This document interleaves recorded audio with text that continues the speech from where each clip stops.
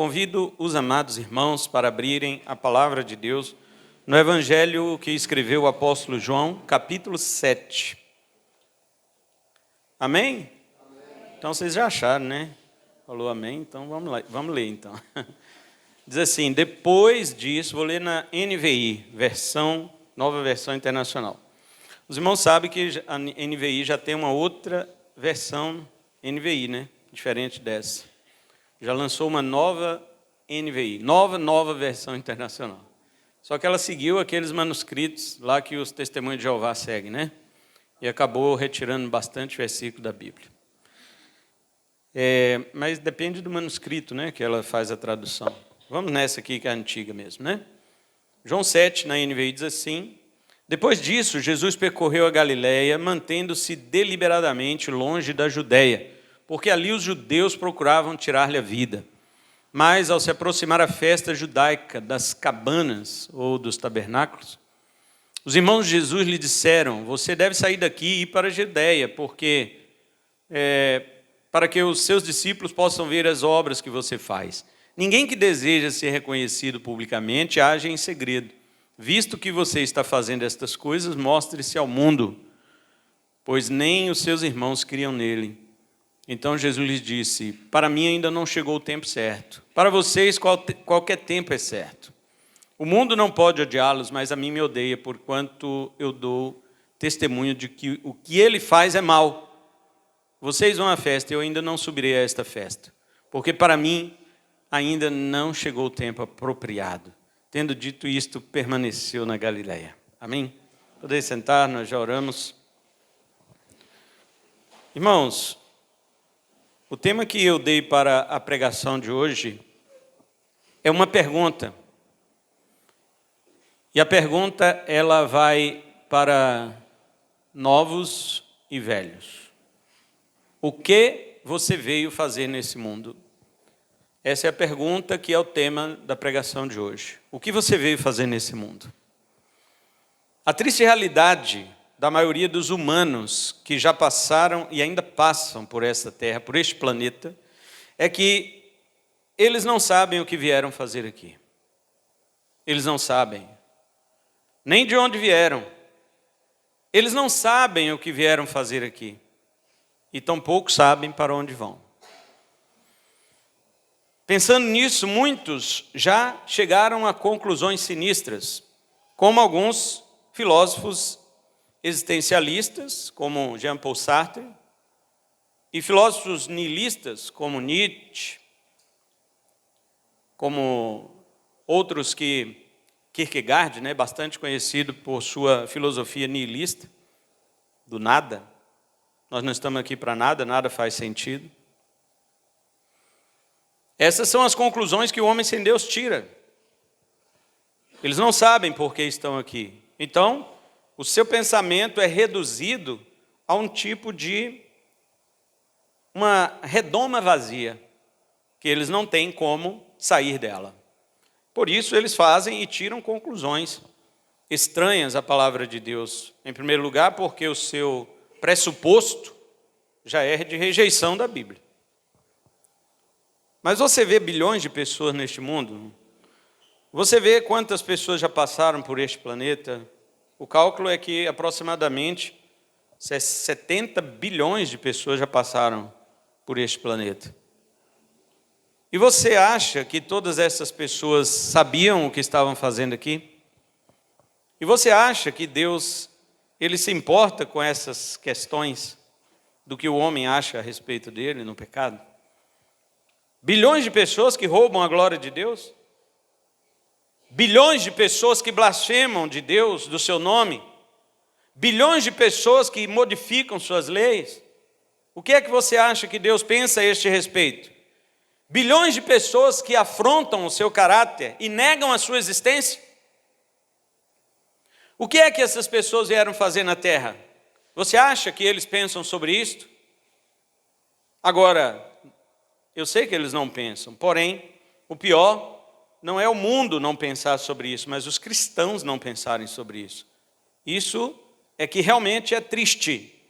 Os cristãos, muitos deles, a maioria, passa por esta terra da mesma forma que o mundano, sem saber o que estão fazendo aqui. Eu já vi cristãos se perguntando, por que eu parei aqui? Eu não escolhi nascer. Por que eu vim à existência? Para sofrer? E começam a se vitimizar. Eu não pedi para vir a este mundo como se fossem piedosos, como Jó, como Jeremias, como Elias. Essas pessoas estão dizendo para Deus, em outras palavras, o Senhor fez errado em me trazer para essa existência sem que eu te pedisse. Mas aqui nós temos um texto, ele é longo, este capítulo é muito longo. Ele tem 53 versículos. E no 53, no final desse culto, nós vamos cumprir o versículo 53, que diz assim: então cada um foi para a sua casa. Cada um vai embora, né?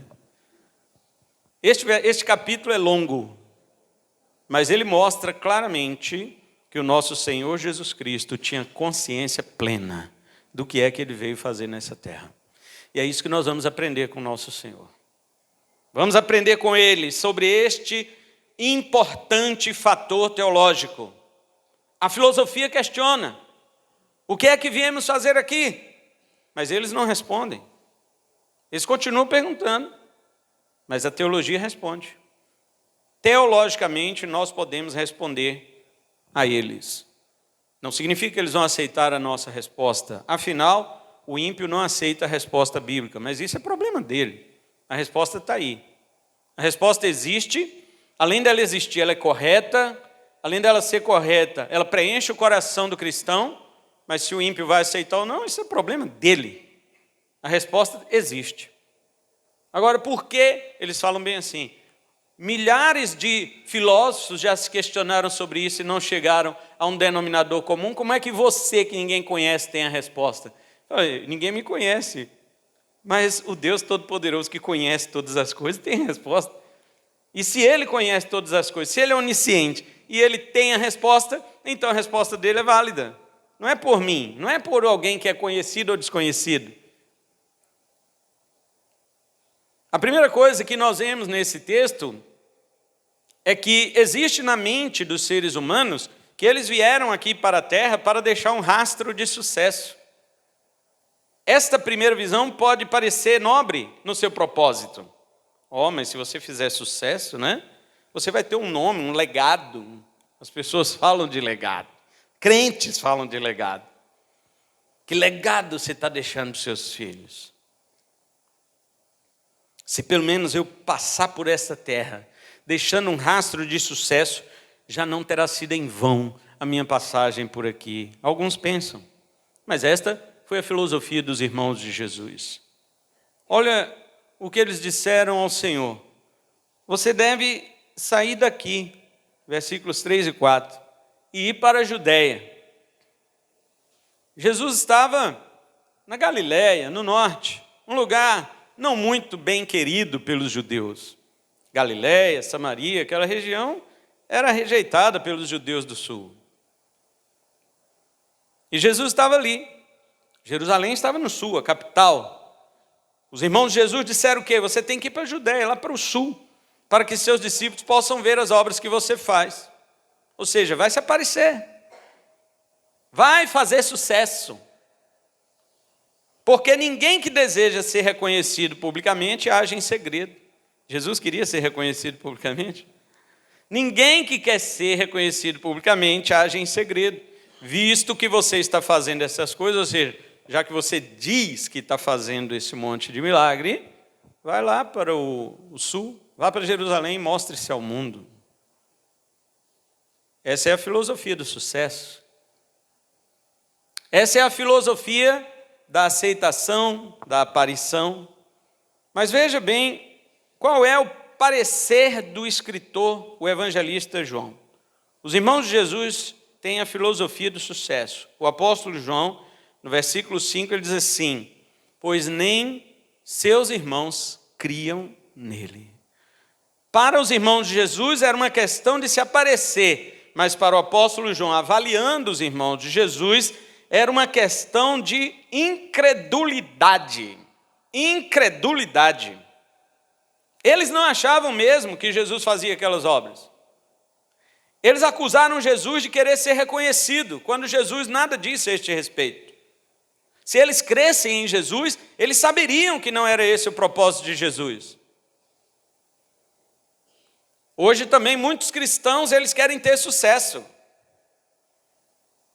O que são as redes sociais? É a fama do anônimo. Rede social é a fama do anônimo. Porque antigamente, fama era só mesmo para os famosos. Os anônimos permaneciam no anonimato. Hoje, rede social é a fama dos anônimos. A pessoa continua anônima, mas porque ela teve algumas visualizações, algumas curtidas, alguns compartilhamentos, ela acha que ela está abafando. E como não vai ter nada disso a respeito da verdade do Evangelho, o que é que as pessoas estão compartilhando? É o Evangelho? Não. São seus corpos seminus.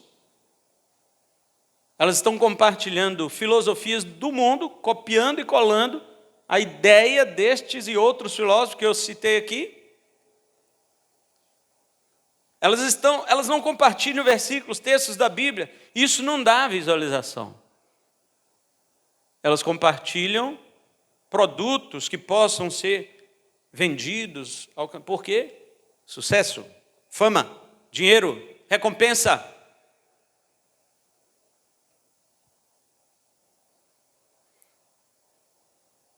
As pessoas atropelam a vontade de Deus. Aliás, nem desejam conhecê-la. Para muitos cristãos hoje, conhecer a vontade de Deus pode atrapalhar seus planos de ter sucesso nessa vida. E eles falam assim, eu não vou muito ficar perguntando o que Deus quer de mim, vai que Ele fala. Se Deus falar o que Ele quer de mim, vai atrapalhar meus estudos, estou querendo formar nisso, naquilo. Se Deus quiser que eu seja um missionário, que eu tenho que ir para o outro lado do mundo, vai atrapalhar meu casamento, eu nem casei ainda. Vai atrapalhar a minha carreira, eu não ajuntei dinheiro suficiente. Talvez conhecer os planos de Deus pode atrapalhar a vida de alguém. E de certa forma, o mundo pode fazer as pazes com você. O mundo pode fazer as pazes. Você pensa assim, o mundo também. Se o cristão pensa dessa forma, está de acordo com o mundo. E se está de acordo com o mundo, qual perseguição que vai ter? O mundo vai te aceitar. Jesus disse o seguinte lá no versículo 7. O mundo não pode odiar vocês. Que palavra vergonhosa. Mas eles eram incrédulos. Os irmãos de Jesus não eram crentes. Está escrito no versículo 5, nem seus irmãos criam nele. Quem não crê em Jesus é o quê? Incrédulo. Eles não eram crentes. Eles vieram a ser crentes depois da ressurreição de Jesus, sim. O apóstolo Paulo fala que Jesus ressuscitado apareceu para Tiago, irmão dele. Tiago zombava do seu irmão. Jesus tinha um irmão chamado Tiago, que não era o discípulo, aquele outro discípulo era irmão de João. Mas Jesus tinha um irmão chamado Tiago, que não cria nele, que zombava dele. Mas no dia que ele viu seu irmão ressuscitado dentre os mortos, com um corpo de glória, ele caiu prostrado a seus pés. E ele disse, eu não posso ser irmão de Deus. Na carta dele, carta de Tiago, ele não escreve Tiago, irmão de Jesus, ele escreve Tiago, escravo de Jesus. Jesus tinha outros irmãos, José, Simão, Judas e algumas irmãs, mas não criam em Jesus. E Jesus, você acha que estava se importando com isto? Jesus disse, o mundo não pode odiar vocês. Irmãos, isso é uma palavra vergonhosa. Para um crente, é uma vergonha se Jesus virar para mim e para você e disser, o mundo não pode odiar você. Meu Deus, isso para mim é uma derrota.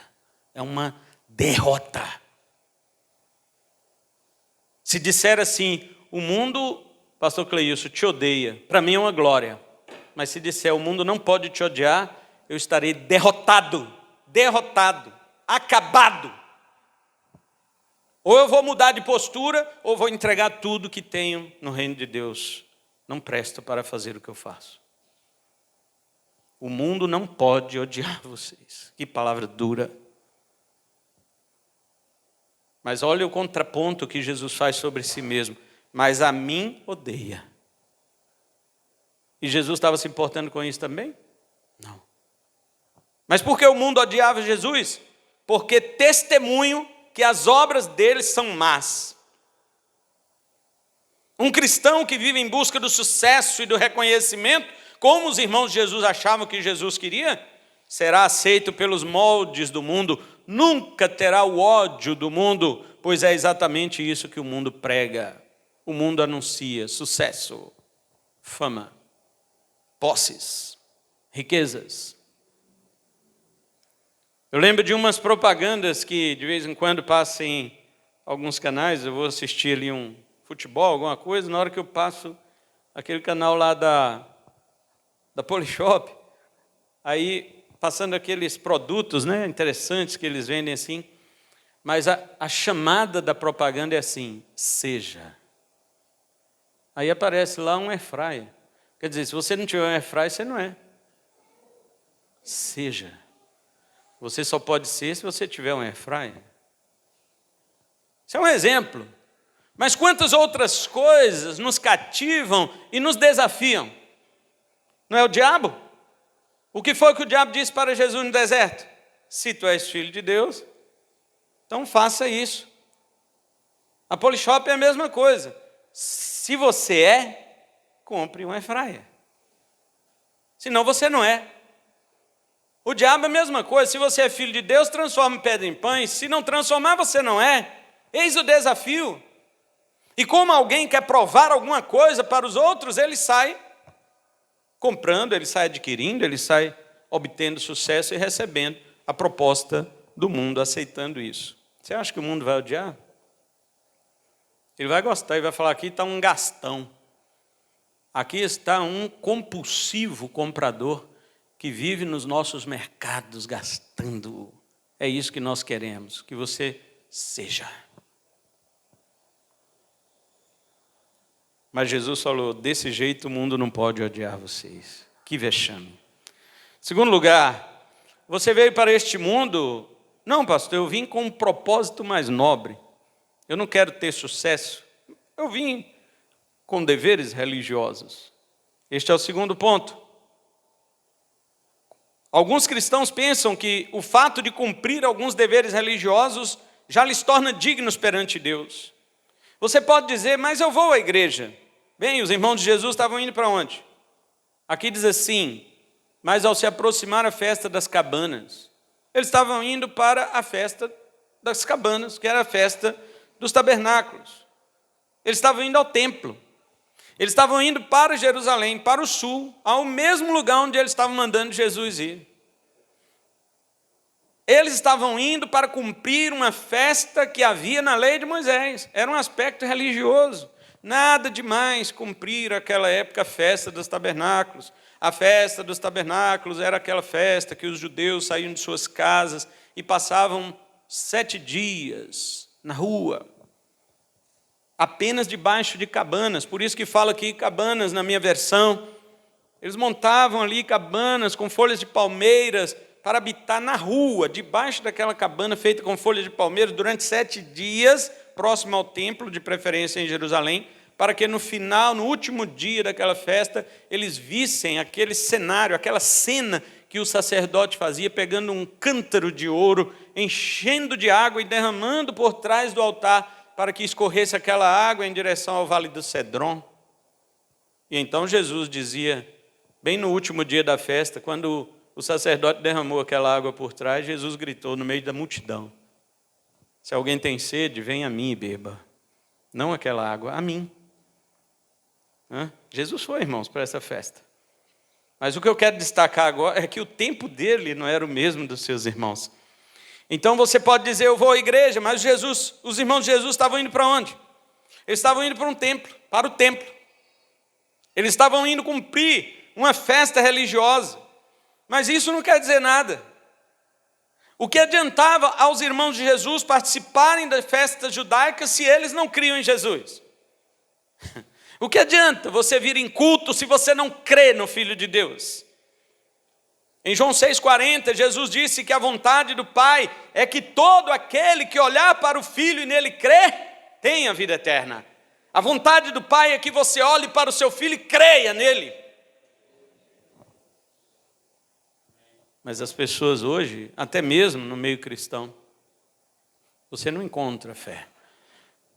Você encontra interesses. Interesses sim, mas a fé é difícil. Há muitos cristãos, queridos, que usam até mesmo da igreja para obter vantagens e interesses pessoais. Muitos pastores, muitos bispos, muitos líderes de igreja que buscam a igreja por causa dos seus interesses pessoais, mas absolutamente nada que se refira à vontade de Deus. Eles não creem no Filho de Deus. Com perdão aí da citação, você acha que um Edir Macedo crê no Filho de Deus, irmãos? Acreditar em Jesus, ou que Jesus isso e aquilo, é uma coisa, isso aí até o diabo acredita. Mas crer no Filho de Deus para ser salvo. Alguns irmãos acham ruim quando eu faço essas comparações e cito nomes. E eu estou dando nome aqui de um. Mas eu tenho na lista aqui, interminável, dezenas e centenas de nomes que eu poderia ficar falando aqui a pregação inteira. Porque, infelizmente, muitos de vocês assistem e acreditam. E eles estão dentro de igreja verdadeira. Eu não estou falando de igreja que todo mundo olha e já sabe que é falsa. Estou falando de igrejas verdadeiras. Igrejas que já têm nome neste nosso país e tem um falso profeta lá no púlpito pregando.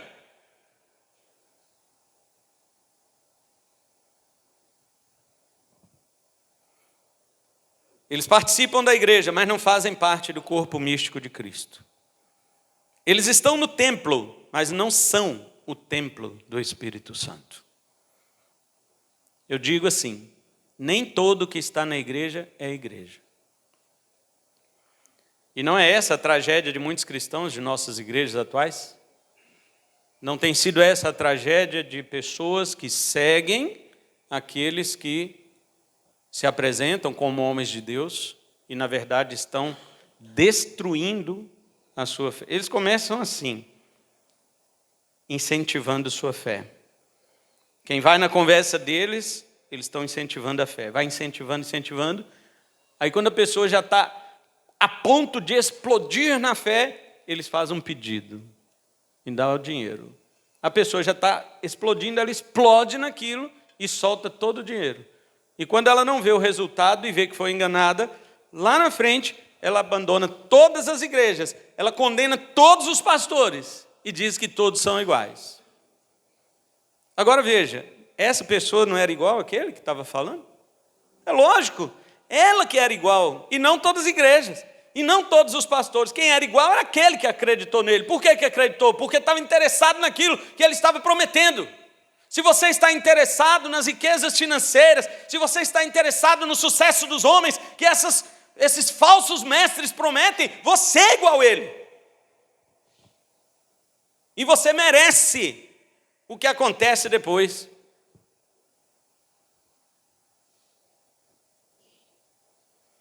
Terceiro lugar, conheça o tempo e a vontade de Deus em sua vida. Lá em Eclesiastes 3 fala que há tempo para todas as coisas, mas também fala que há propósito para todas as coisas. Não é só tempo, não. Tem crente que não conhece o tempo, menos ainda o propósito. A resposta de Jesus para os seus irmãos revela o verdadeiro propósito que tinha o nosso Senhor. Em vez de querer ser conhecido pelo mundo, o cristão deveria conhecer, sabe o quê? O tempo e a vontade de Deus em sua vida. É isso que ele devia conhecer. É isso que ele devia procurar. Olha o versículo 6. Jesus diz: o meu tempo ainda não chegou, mas para vocês qualquer tempo é apropriado. Irmãos, que vergonha, de novo.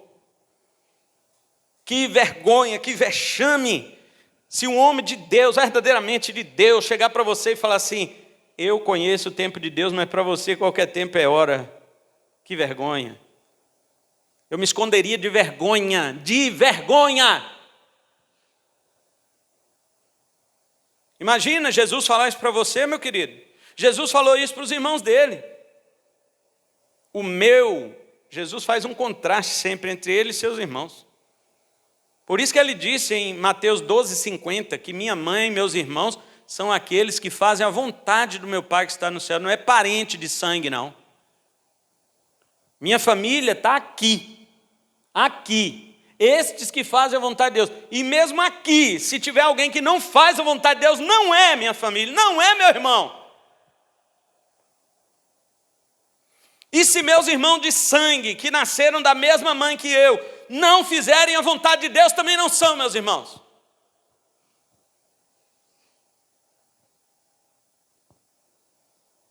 Este é o problema da igreja de hoje.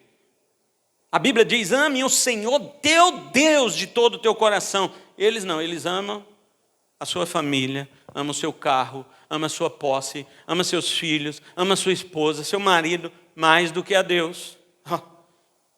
O maior mandamento é amar o Senhor teu Deus. E é baseado no amor que eu tenho a Deus que eu vou amar o meu próximo. Eu não vou amar o meu próximo mais do que a Deus, não. E se eu amo a Deus, a Bíblia diz: eu guardo os seus mandamentos. E se eu guardo os mandamentos de Deus, o mandamento de Deus diz claramente: a minha família é aquele que faz a vontade do meu Pai.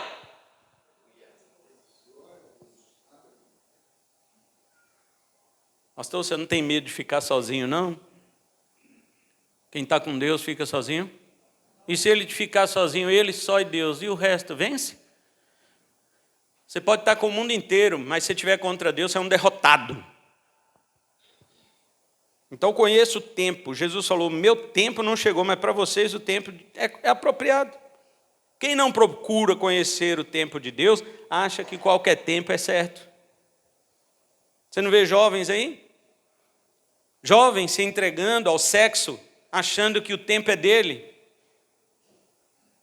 A Bíblia diz em Cantares, e esse versículo se repete várias vezes, dizendo assim: filhos de Sião, conjuro-vos por Jerusalém, que não desperteis o amor até que ele queira. Espere chegar a hora, mas não. Estão sendo bombardeados pela internet, estão sendo bombardeados por uma sociedade mundana, que não só oferta, como exige que os jovens sejam como eles querem. E jovens cristãos que não têm a mente de Cristo, se dizem cristãos, mas não têm a mente de Cristo, se deixam levar pela corrupção desta sociedade destruída, podre, que nós estamos vivendo. E então tomam as suas decisões, porque não conheceram o tempo de Deus. Aliás, quem realmente quer viver para o reconhecimento deste mundo, acha que se não fizer isso o mais rápido possível, está perdendo tempo. É muito comum ouvir alguém dizer: quanto tempo você perdeu? Referindo-se ao fato de não ter obtido sucesso nesta vida. Referindo-se ao fato de não ter alcançado aquilo que o mundo ordenou que você alcançasse. Nossa, você tem 40 anos e você não estudou? Nossa, você tem 60 anos e não formou em nada? É assim que o mundo exige. Vai nas exigências do mundo aí e você vai ver seu tempo para Deus. Primeiro, que você não vai conhecer o tempo de Deus, e segundo, que você não vai nem ter tempo para Deus. Estou mentindo? O mundo não poderia aprovar Jesus. O mundo não poderia aprovar Jesus.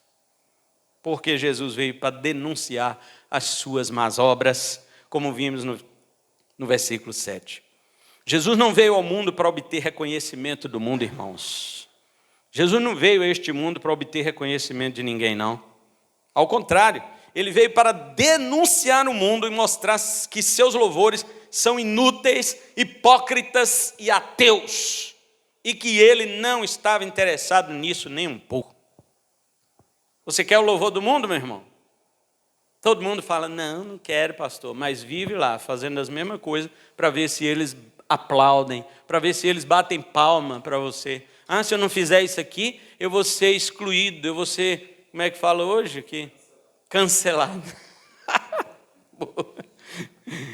Se eu não fizer isso, eu vou ser cancelado. Ó, meu filho, que Deus não te cancele. Porque se Ele te cancelar, já era. Você pode obter o abraço do mundo inteiro, mas se Deus te cancelar, já era. Já era. Jesus veio para mostrar que o mundo é hipócrita. E Jesus não estava interessado no louvor deste mundo. A vontade de Deus para Jesus era essa. E o tempo de Deus para seu filho não era ainda aquele. Ainda não era aquele que ele estava conversando com seus irmãos. Se Deus tinha um propósito de que seu filho fosse reconhecido ou não, isso era com Deus. E Jesus tinha que apenas buscar conhecer o tempo de Deus. Irmão, se Deus quer que você tenha sucesso neste mundo, você vai ter. Mas você não deve sacrificar sua vida espiritual por causa disso. Se Deus quiser que você obtenha riquezas neste mundo, você vai obter. Mas Ele não quer que você destrua a sua vida espiritual e acabe com o reino dEle na sua vida por causa disso. Mesmo conhecendo a vontade de Deus, Deus, eu descobri tua vontade. Mesmo assim, você ainda tem que respeitar o tempo. Eu descobri a vontade, mas será que eu estou dentro do tempo? Quando eu tinha 5 anos de idade, um profeta cheio de Deus, da unção do Senhor, profetizou o meu pastorado. Era culto de oração, e naquela época criança ia para culto de oração. Estava como no banco à frente, ajoelhado, orando, e o profeta, um homem de Deus, que chegou desconhecidamente, eu lembro o nome dele até hoje, irmão Gilberto. E ele chegou, entrou na igreja pelo fundo, ajoelhou-se no último banco, como aquele onde o irmão Everton está sentado, e orando, a igreja vazia, todo mundo quase em silêncio. E ele mesmo ajoelhado disse em profecia, meu filho, eu te chamei para o meu ministério. E eu sabia que era a igreja toda que estava ali sabia que era comigo, embora tivesse outras crianças lá. E eu comecei a chorar com vergonha e já comecei a passar o dedo no olho para limpar a lágrima. E ele lá do canto dele, onde ele estava ajoelhado de costas para mim, ele disse, não seque suas lágrimas, eu estou recolhendo para mim. Aí que eu chorei mesmo. Falei, toma aí um monte de lágrima então. Pois bem, mas veja, quando eu tinha lá para meus 12 anos, meu irmão mais novo, que hoje é pastor, o pastor Heber, ele tinha uns 8, 9 anos, e começou a pregar. E eu não pregava. Eu pegava um microfone desse, eu tremia. Não saía nada, nem meu nome. Por graça de Deus, eu tocava violão naquela época. Aí eu já pegava o violão, vou cantar um hino para a glória de Jesus. Cantava e já sumia dali.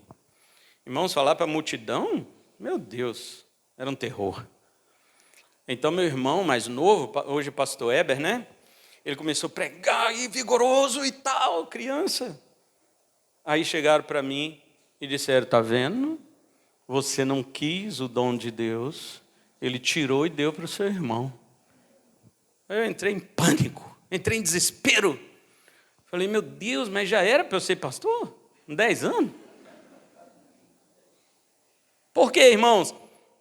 A vontade de Deus, sim, já tinha descoberto, mas não era na hora.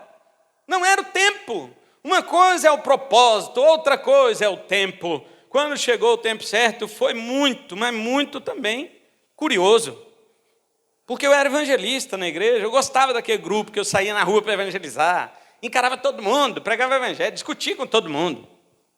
Quisesse para a igreja, vai. Não quiser, comigo você não aguenta debate, não. Era assim. Negócio de folheto, essas coisas, né? Entregar folheto, não. Folheto era só carimbo de endereço. Você não vai ler mesmo? Você não vai ler, então você vai ouvir o que eu tenho para falar. E aí, assim, na rua fazia, mas na igreja, Chegava aqui, eu travava. Pois bem, naquele dia tinha uma reunião de todos os obreiros, tinha quase 30 obreiros reunidos.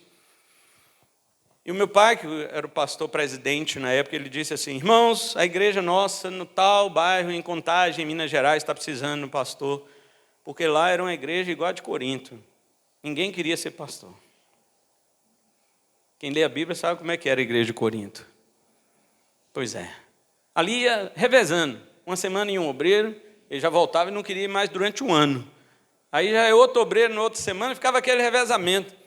E eu olhei para trás, assim, eu estava no banco da frente, eu olhei para trás, aquele monte de obreiro, e meu pai perguntando se alguém queria assumir aquela igreja. Nem o diabo, irmãos, queria assumir aquela igreja.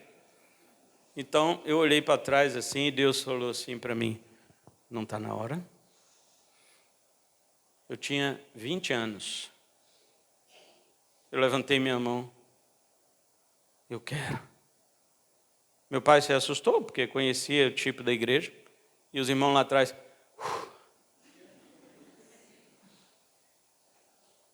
Assumi aquela igreja. Até então, depois, fui consagrado com 21 anos de idade. Estou com 51 anos de idade.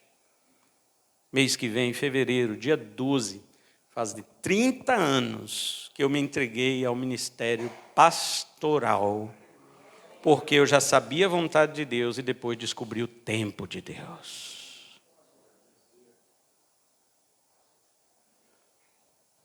Agora, o mundo vai querer lhe fazer mal, mas ele não pode fazer nada sem que Deus tenha decretado a hora. Olha lá no verso 30, não lemos lá, mas só para você ver. Então tentaram prendê-lo, quando Jesus estava falando no templo, tentaram prendê-lo, mas ninguém lhe pôs as mãos. Por quê? Porque a sua hora ainda não havia chegado. Eu sempre falo assim, que Deus escolhe a pessoa para o ministério, qualquer ministério que Ele escolher, Ele escolhe. Se a pessoa não quiser, Deus obriga, Deus força. Tem gente que fala, nem livre-arbítrio, nada de livre-arbítrio. Jonas teve qual livre-arbítrio? Fala aí para mim. Jonas estava indo para onde? Deus mandou ele para onde? Nínive. Ele foi para onde? Társis. E Deus falou, pode ir, bobo. Deus mineiro, né? Pode ir, bobo, você tem livre-arbítrio. Não, o Deus não é mineiro, não. Deus foi atrás. Falou, como é que é? E só colocou o dedinho no mar. A tempestade começou. Todo mundo enlouqueceu naquela embarcação. Começaram a clamar seus deuses, que não é Deus nada. E viram Jonas dormindo. Jonas falou, do sono eu passo para a morte, mas não vou. Em Nínive eu não vou. Acorda, dormente. De onde que você vem? O que você estava... Que Deus que você serve? Que nós já clamamos todos os nossos deuses que existem, ninguém resolveu. Eu sirvo o Deus que fez o céu, a terra, o mar e tudo. Isso aí está acontecendo por causa de mim, porque Ele mandou e eu desobedeci. Você é doido? Nós estamos aqui obedecendo os deuses que nem respondem, e você que é o servo do Deus que fez tudo e está desobedecendo Ele. Você é maluco? Você quer matar todo mundo? Falou, não, morra só eu mesmo. Joga eu na água, que tudo isso vai parar. Jonas estava esperando morrer afogado. E quando jogaram ele na água e tudo acalmou, então aqueles homens se converteram. Jonas já ganhou alma sem querer dentro do barco. E aí Deus ordenou um peixe que o engoliu, os irmãos conhecem a história, vomitou Jonas de volta na praia onde ele pegou o barco. Não tem nada a ver em Nínive. Nínive não tinha praia, né? Nínive era no meio da areia. O pessoal fala que vomitou em Nínive, nada a ver. Vomitou ele em Jope novamente. Deus falou, levanta, agora você vai. Ele teve que ir a pé, 700 quilômetros. E quando ele chegou lá, ele começou a pregar o que Deus mandou. Ele começou a pregar o que Deus mandou. 40 dias essa cidade vai ser destruída. E para zero surpresa de Jonas, o povo começou a arrepender. Na verdade era isso que ele tinha medo, que o povo se arrependesse. Imagina, eu prego e fico doido para todo mundo se arrepender. E Jonas não queria que ninguém se arrependesse, que ele queria que Deus destruísse aquilo lá. 120 mil pessoas se arrependem e se convertem com uma pregação que ele nem citou o nome de Deus. Ele só falou, Nínive será destruída em 40 dias. E nem mandou o povo arrepender, não. O povo arrependeu, Deus perdoou, e Jonas ficou chateado, foi para a montanha, olhando para a cidade, ainda esperando que Deus destruísse. Deu 3 dias e nada. Ele falou, eu sabia que o Senhor é misericordioso, por isso que eu não queria vir. Esse povo ruim tinha que morrer. E aí deu aquela experiência, né, da boboreira que Deus fez crescer sobre ele. Ele gostou por causa da sombra, o sol estava forte. Depois a lagarta veio e comeu tudo aquilo, e aí o sol bateu na cabeça dele. Ele achou ruim de novo. Eu tenho que morrer mesmo. E Deus falou, você está com pena da boboreira que você não plantou? Eu estou. E eu não posso ter pena então dos 120 mil lá de Nínive, que não sabe nem discernir a mão direita da esquerda? E aí não tem resposta. O livro de Jonas termina com essa pergunta. Qual foi o livre-arbítrio que Jonas teve, irmão? O cara com uma pregação ganhou 120 mil pessoas. Eu faço 120 mil pregação para ganhar um. Então, eu fico pensando isso. Deus não permite acontecer nada sobre aqueles que Ele escolhe até chegar a hora certa. Deus escolheu Jeremias e ele pulou fora. Eu sou uma criança. Deus falou, não diga que você é uma criança. Eu te escolhi desde o ventre da sua mãe. E ele disse, Senhor, mas eles vão me matar. Porque eu vou falar a verdade, e o povo não gosta de ouvir a verdade. Isso não é de hoje não, irmão. Jeremias viveu 500 anos antes de Cristo. 580 anos antes de Cristo. 2.580 anos atrás, o povo já não gostava de ouvir a verdade. E Deus falou, sabe o que para Jeremias? Não tenha medo. Eu farei de ti como um forte muro de bronze. Eles pelejarão contra ti, mas não prevalecerão contra ti, porque eu sou o Senhor teu Deus para te guardar. Aí os crentes, glória a Deus, aleluia. Mas depois que Jeremias cumpriu toda a mensagem de Deus, Deus deixou o povo matar ele. E aí? Então Deus é o Deus que chama, se você não quiser ele te obriga, e depois ele te usa, ele abusa de você e depois te descarta. Ficaram um dia espantados comigo. Como assim Deus descarta? Eu vou para o inferno? Se for vaso da ira. Mas não. Deus te usou, Deus te trouxe, Deus te chamou, Ele descarta o seu corpo para glorificar na vinda de Jesus. Mas Ele leva a tua alma glorificada para estar com Ele depois que você cumpriu o propósito de Deus. Jeremias está lá.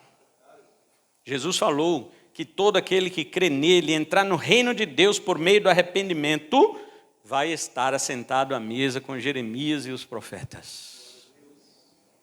Ele está lá. Mas Deus descartou ele, depois que já tinha usado tudo. E aí, você está disposto? Nosso irmão quer ser missionário. Mas ele sabe que a maioria das igrejas só chama missionário com testemunho de vitória. Não é isso? Mas cadê que chama aqueles que se frustraram no campo? Aqueles que foram e não deu nenhum resultado. Por que as igrejas não chamam? Para mostrar como é árduo o campo missionário. Para mostrar que muitos que chegam lá para obter grandes conquistas para Jesus passaram por cima do sangue de outros que antes deles morreram, como mártires do Evangelho. Por que desses ninguém fala? Porque a igreja de hoje é triunfalista, só pensa em vitória. E vai saber o que é vitória, né, para eles. Pois bem, qual que é o maior propósito então? Falar do Evangelho para o mundo perdido. Olha o verso 14, diz que quando a festa estava na metade, Jesus foi. Ou seja, já tinha passado 3 para 4 dias. A festa durava 7 dias, Jesus não foi. Mas quando estava lá no 3º para o 4º dia, Jesus foi e começou a fazer o quê? Verso 14. Começou a ensinar. Que homem é esse, irmãos? Que não queria o sucesso e o reconhecimento de ninguém, mas entendeu que quando chegou a hora de Deus, a vontade de Deus, ele foi para o meio da multidão, no meio da festa, e ali começou a levantar a sua voz e a ensinar aquelas pessoas que estavam ali. Agora chegou o tempo de Deus, e a vontade de Deus era que seu filho falasse, não a poucas pessoas que estavam chegando à festa, porque as pessoas chegam às festas sim, os irmãos sabem. Um chega na hora marcada, outro meia hora depois, outro chega 2 horas depois. naqueles dias que a festa era de 7 dias, um chegava no outro dia, chegava no terceiro dia, mas na metade já estava ali todo mundo, e o nosso Senhor Jesus Cristo entendeu, é hora que meu Pai quer que eu fale para o maior número de pessoas, e começou a ensinar naquele templo. Ali estava um aglomerado de pessoas, elas precisavam ouvir a palavra de Deus, e quando eles ouviram o ensino de Jesus, sabe o que eles perguntaram? Versículo 15, como foi que este homem adquiriu tanta instrução sem ter estudado? Eis aí, meus irmãos, eis aí, o mundo exige que você preencha os requisitos dele, para obter o seu reconhecimento e aprovação. No entanto, Jesus, que não tinha nenhum diploma deste mundo, nenhum, porque Jesus não estudou na escola de Shammai, Jesus não estudou na escola de Hillel, Jesus não estudou em nenhuma escola rabínica de sua época, Jesus não tinha diploma de rabino, Jesus não era reconhecido entre os fariseus, escribas, saduceus e nenhum mestre da lei, ele não era reconhecido, no entanto ele tinha seguidores. Naquela época os discípulos se aproximavam dos mestres para dizer, eu posso ser seu discípulo? E o mestre ia dizer sim ou não, se ele ia deixar ou não. Mas Jesus fez o contrário, a Bíblia diz que ele passou a noite no monte orando, e quando ele desceu, a Bíblia diz, ele escolheu os que ele quis, para si mesmo. Quem escolhe é Deus, não é você. Ele escolheu os seus. E sem diploma nenhum. Mas você acha que as multidões fizeram o quê? As multidões se maravilharam. Por quê? Versículo 16, porque seu ensino vinha de Deus. Seu ensino vinha de Deus. Veja o que Jesus disse sobre os que querem o reconhecimento do mundo. Versículo 18, aquele que fala por si mesmo, busca sua própria glória. Pastor, mas você disse que Jesus não queria o reconhecimento, mas no meio da festa ele falou para todo mundo. Sim, mas ele não falou para a sua própria glória e nem falou de si mesmo. Ele falou da parte do Pai. E aquele que fala da parte do Pai busca a glória de Deus. Último lugar para encerrar. Você sabe para onde vai? Jesus pronunciou uma fala que deixou os judeus perplexos. Versículos 33 e 34. Ele disse, estou com vocês apenas por um pouco tempo, e logo irei para aquele que me enviou. Vocês procurarão por mim, mas não me encontrarão. Vocês não podem ir ao lugar onde eu estarei. Você sabe o que Jesus está denunciando aqui? A condenação dos seus ouvintes. Jesus está dizendo, eu vou para o céu, mas vocês não.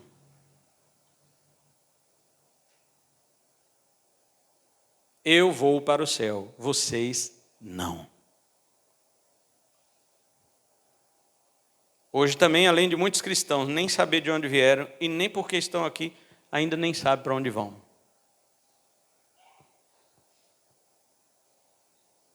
Tem como ter certeza da salvação, pastor? Lógico que tem, irmãos. Ué, que Deus é esse que faz uma promessa na Bíblia aqui e você não tem certeza? Como é que eu vou duvidar do Deus que falou na Escritura? 1 de João 5,13, o apóstolo João diz, estas coisas vos escrevi a vós, que credes no Filho de Deus, para que vocês saibam que tem a vida eterna. Tem. Vocês têm. Ele não diz vocês terão, vocês têm a vida eterna.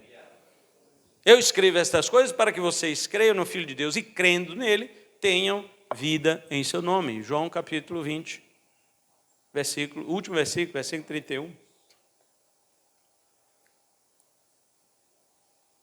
Todas as coisas na palavra de Deus foram escritas para você ter certeza. É lógico que tem crente que não tem certeza da sua salvação. Como eu disse, existem 4 grupos de pessoas. Os que são salvos e sabem que são salvos. Os que são salvos e não sabem se são salvos. Os que não são salvos e acham que são salvos. E os que não são salvos e sabem que não são.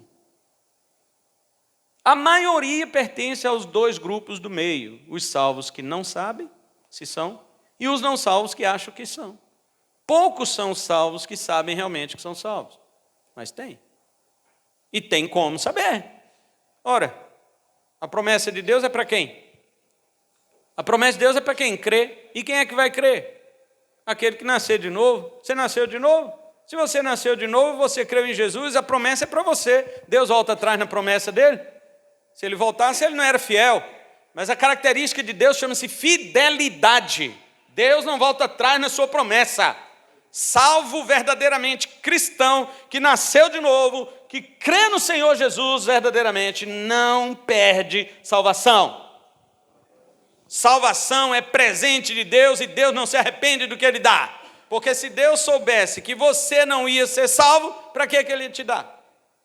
Porque Ele já sabe de todas as coisas. Eu não consigo entender esse raciocínio. Deus vai te dar a salvação, mas cuidado. Você tem que cuidar da sua salvação. Meu irmão, preste atenção no serviço, meu filho. Preste atenção. Quando Deus te dá a salvação, antes dele te dar a salvação, Ele troca a sua natureza, meu filho. Ele troca a sua natureza. Deus não dá picanha para urubu, não. Vou repetir. Deus não dá picanha para urubu. Se você é um urubu, Deus não vai te dar coisas da palavra. Mas se você foi transformado, Ele vai te dar as coisas da palavra. Você tem uma nova natureza, você não é mais urubu. Você não é mais carniceiro. Então, Ele te dá as coisas da salvação. Você já viu alguma borboleta voltar a ser lagarta? Nunca. Lagarta vai ser borboleta, mas a borboleta não volta. Assim é a transformação de Romanos 12. Paulo usa a mesma palavra que nós usamos na escola quando estamos estudando sobre o processo da lagarta para a borboleta. Como é que é o nome do processo? Metamorfose. É o que está escrito no grego lá em Romanos 12. Metamorfose. Você foi mudado para uma nova criatura e nunca mais vai voltar a ser lagarta. Alegre-se com isso. Nunca mais você vai ser uma lagarta feiosa. Pode ser feio, mas lagarto você não vai ser. Então essa é uma terrível realidade. Pessoas cristãs como baratas tontas na terra, dando tiro para todo lado, buscando se encaixar em algum programa deste mundo, mas não tem nenhuma direção fixa. Você pode dizer que Jesus é o capitão do seu barco? Você pode dizer que Jesus guia a sua alma? Ou você mesmo está dirigindo sua vida? Eu quero ver no seu Instagram. Hoje fiquei sabendo como é que funciona o Instagram, que eu não sei, não. Não tem esse negócio, não. Mas hoje me explicaram como é que funciona o Instagram. Quero ver se seu Instagram mostra que Jesus é o capitão de sua alma. Quero ver se seu Facebook, eu não tenho também, mostra se Jesus é o capitão de sua alma. É isso. Quero ver se sua conduta, tanto no trabalho, na escola, em casa, na família, nos amigos, nas viagens, no lazer, se realmente mostra que Jesus é o capitão de sua alma. Falar é fácil. Jesus é o capitão de sua alma, amém, glória a Deus. Aí lá fora, sai fora Jesus, deixa eu pegar o leme desse barco aqui. Quem guia sou eu. Pastor, mas eu não falo isso para Jesus. Ora, mas se você faz as coisas que estão no seu pensamento e não que estão na Bíblia, obviamente que você é que está conduzindo o leme do seu barco. Para que seja conduzido por Jesus, tem que estar tudo. Não é algumas coisas, não são muitas coisas, não é a maioria das coisas. Tudo tem que estar de acordo com a Bíblia, meu irmão. Senão Jesus não é o capitão da sua alma. Conclusão e aplicação para nós. Hoje nós vimos nessa tormenta de existência, devemos descobrir o que viemos fazer neste mundo. Viemos deixar um rastro de sucesso? Viemos colocar o nome em alguma galeria? Na lápide você já vai ter. Viemos cumprir alguns deveres religiosos? Talvez pensando que isso agrade a Deus? Temos conhecido o tempo e a vontade de Deus em nossas vidas? Entendemos que o maior objetivo na terra é pregar a palavra, como Jesus entendeu? Chegou a hora, ele foi lá e pregou para uma grande multidão? Somente assim saberemos para onde vamos no final. Irmãos, olhe as grandes massas ao seu redor. Vocês acham mesmo que todas essas pessoas estão passando pela terra com algum propósito? Vocês pensam que elas estão dentro da vontade revelada de Deus, irmãos? Elas não sabem de onde vieram, o que estão fazendo aqui, nem para onde vão. Não sejam como os irmãos de Jesus e aquela multidão. Creiam no Filho de Deus. Busquem conhecer a vontade e o tempo de Deus para as suas vidas. Preguem a palavra e sejam fiéis ao Senhor. Em João 6,38, Jesus disse: pois desci dos céus não para fazer a minha vontade, mas a vontade daquele que me enviou. Você nasceu de sua mãe, até Jesus te chamar para você nascer do alto, para você nascer de novo, você podia fazer o que você queria. Não é que podia, não pode, nunca pode, mas o rebelde faz. Mas a partir do momento que Jesus chamou você para nascer do alto, agora é seu dever consciente, porque é dever do mundo, talvez inconsciente, mas agora é seu dever consciente fazer a vontade de Jesus. Porque Jesus falou: eu mesmo desci do céu não para fazer a minha vontade, mas a vontade daquele que me enviou. Você é melhor que Jesus? Jesus, que é Jesus, não desceu do céu para fazer a vontade dele, sim daquele que o enviou. Graças a Deus que a vontade daquele que enviou Jesus foi que ele salvasse todos os seus eleitos, versículo 39. E Jesus diz assim: a vontade daquele que me enviou é esta, que de todos que ele me deu, nenhum eu perca, mas que eu ressuscite no último dia. Jesus não vai perder nenhum dos que o Pai lhe deu. Você é um dos que o Pai deu a Jesus? Então acabou, você está garantido. Você está garantido. Se Jesus perder um dos que o Pai lhe deu, ele não é responsável. Se ele não é responsável, o sacrifício dele não presta para Deus. Para Deus tem que ser perfeito. Imagine agora, irmãos, minha última pergunta. Se Jesus ficasse encantado com as ofertas deste mundo, igual muitos crentes ficam, e se distraísse da vontade do Pai, a tal ponto, de modo que perdesse o propósito dele e não salvasse você?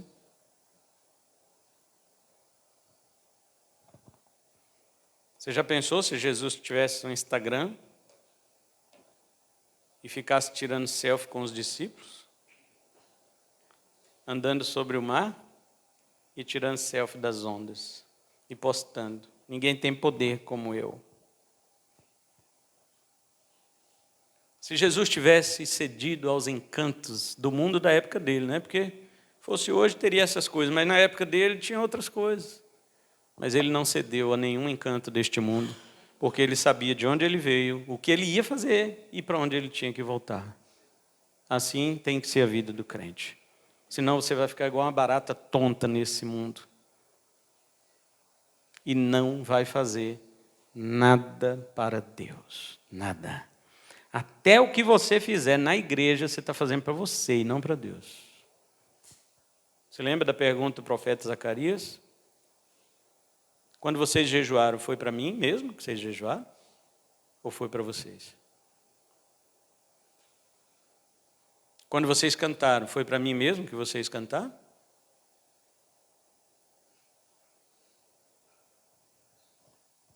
Há muitas coisas que os crentes fazem na obra de Deus, mas não é para Deus. Por isso você tem que conhecer o tempo, mas também o propósito do Senhor. Amém? Deus nos abençoe com sua palavra. Vamos nos colocar em pé, vamos orar e agradecer a Deus em nome de Jesus.